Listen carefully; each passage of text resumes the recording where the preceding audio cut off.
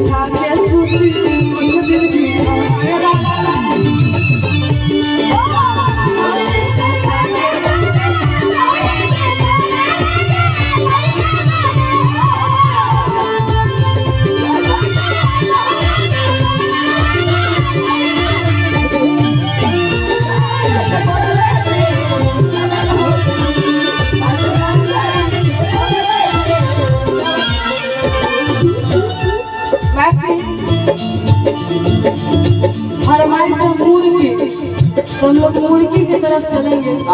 चंदन भैया उस टाइम में सब लोग मुर्गी मरवाए थे, पारा पारे अब फिर से मारे और सबके लिए ताली बजाएंगे। आप सब लोग जितना जितना मुर्गी अच्छा लगेगा आप लोग ताली बजाए करेंगे। बाकी आइए आप तो मेरी मेहरारू बाकी आपका कहना है बहुत सारा प्यार आशीर्वाद बहुत बहुत धन्यवाद। रहुआ बाकी औरत बहुत सुंदर भाव में भगवान सरकार राजा जी की बहुत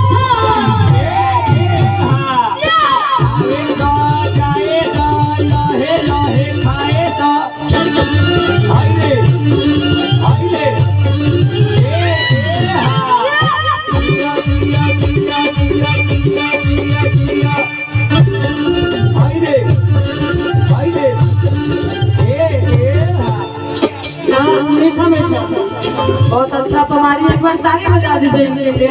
मित्र आप लोग भी ताली बजाया करेंगे। ताली बजाने से क्या होता है, कलाकार का हौसला बुलंदी रहता है, पूरा एनर्जी और आता है। तो आइए आप आ जाएंगे, आइए आप कमलेश हो